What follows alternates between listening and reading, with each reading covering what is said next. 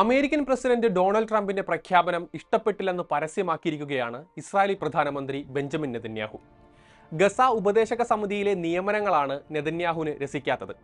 ഇസ്രായേലുമായി ആലോചിച്ചല്ല നിയമനങ്ങൾ നടത്തിയതെന്നും രാജ്യത്തിന്റെ നയങ്ങൾക്ക് വിരുദ്ധമാണെന്നുമാണ് ആരോപണം. പരിശോധിക്കാം. സ്വാഗതം ഇൻഡെപ്തിലേക്ക്.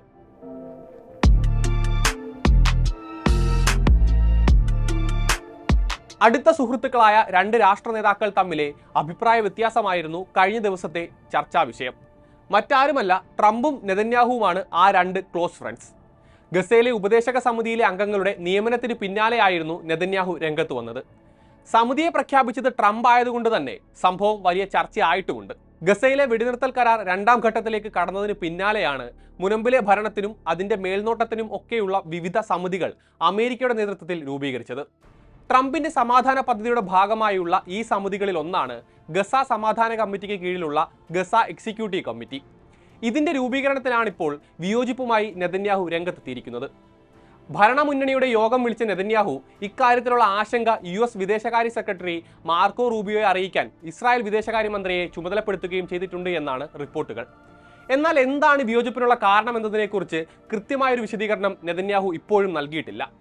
സമാധാന സമിതിക്ക് കീഴിലെ എക്സിക്യൂട്ടീവ് സമിതിയുടെ ഘടന സംബന്ധിച്ച് ഇസ്രായേലുമായി സംസാരിച്ചിട്ടില്ല എന്നു മാത്രമാണ് നെതന്യാഹു വിശദീകരിക്കുന്നത്. കൂടാതെ തങ്ങളുടെ നയത്തിന് വിരുദ്ധമാണെന്നും അദ്ദേഹം അവകാശപ്പെടുന്നുണ്ട്. അതേസമയം നെതന്യാഹു കൃത്യമായ ഉത്തരം നൽകുന്നില്ലെങ്കിലും ഉപദേശക സ്വഭാവമുള്ള എക്സിക്യൂട്ടീവ് ബോർഡിൽ തുർക്കി വിദേശകാര്യമന്ത്രി ഹക്കാൻ ഫിദാനെ നിയമിച്ചതാണ് നെതന്യാഹുവിനെ ചൊടിപ്പിച്ചത് എന്നാണ് വിദഗ്ധർ വിലയിരുത്തുന്നത്. 2023 ഒക്ടോബർ 7 ആക്രമണത്തിന് പിന്നാലെ ഇസ്രായേലും തുർക്കിയും തമ്മിലുള്ള ബന്ധം വലിയ തോതിൽ വഷളായിരുന്നു. അങ്ങനെ ഒരു സാഹചര്യത്തിൽ തുർക്കി യുദ്ധാനന്തര ഗസയിൽ എന്തെങ്കിലും തരത്തിലുള്ള പങ്ക് വഹിക്കുന്നതിനെതിരെ ഇസ്രായേൽ എതിർപ്പും പ്രകടിപ്പിച്ചിട്ടുണ്ടായിരുന്നു. അതാകാം നിലവിലെ എതിർപ്പിനും പിന്നിൽ എന്നാണ് കരുതപ്പെടുന്നത്. ശനിയാഴ്ചയാണ് അമേരിക്ക ഗസ എക്സിക്യൂട്ടീവ് ബോർഡിലെ ആദ്യ അംഗങ്ങളുടെ പേരുകൾ പ്രഖ്യാപിച്ചത്.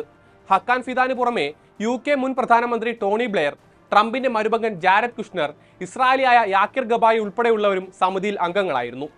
വൈറ്റ് ഹൗസ് പുറത്തിറക്കിയ പ്രസ്താവന പ്രകാരം ഗസയിലെ മറ്റൊരു ഭരണസമിതിയായ National Committee for the Administration of Gaza മുനമ്പിൽ നടത്തുന്ന എല്ലാ പ്രവർത്തനങ്ങളുടെയും മേൽനോട്ടം ഗസ എക്സിക്യൂട്ടീവ് ബോർഡിന്റെ ഉത്തരവാദിത്തമായിരിക്കും.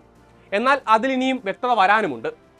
US ഭരണകൂടം ഏകദേശം 60 രാജ്യങ്ങൾക്ക് അയച്ച കരട് ചാർട്ടറിൽ 3 വർഷമോ അതിലധികമോ സമിതിയിൽ അംഗത്വം ലഭിക്കുന്നതിന് $100 കോടി സംഭാവന ചെയ്യണമെന്ന് ആവശ്യപ്പെടുന്നതായി റോയിട്ടേഴ്സ് റിപ്പോർട്ട് ചെയ്തിരുന്നു. ഇന്ത്യൻ പ്രധാനമന്ത്രി നരേന്ദ്രമോദിയെയും സമിതിയിലേക്ക് ക്ഷണിച്ചതായി റിപ്പോർട്ടുകളുണ്ട്. അതേസമയം ട്രംപിന്റെ സമാധാന ബോർഡിൽ ചേരുന്നതിൽ നിന്ന് ഫ്രാൻസും കാനഡയും പിന്മാറിയെന്നും ഇപ്പോൾ വാർത്തകൾ പുറത്തു വരുന്നുണ്ട്. യുദ്ധത്തിൽ തകർന്ന ഗസയുടെ പുനർനിർമ്മാണത്തിന് മേൽനോട്ടം വഹിക്കുന്നതിന് മാത്രമാണ് ബോർഡ് വിഭാവനം ചെയ്തിരുന്നത്. എന്നാൽ നിലവിലെ ചാർട്ടർ അങ്ങനെയല്ല വ്യവസ്ഥ ചെയ്യുന്നത് എന്നാണ് ഫ്രാൻസ് ചൂണ്ടിക്കാട്ടുന്നത്. അതേസമയം പണമടച്ച അംഗത്വം എടുക്കാനില്ലെന്ന് കാനഡയും അറിയിച്ചു കഴിഞ്ഞു.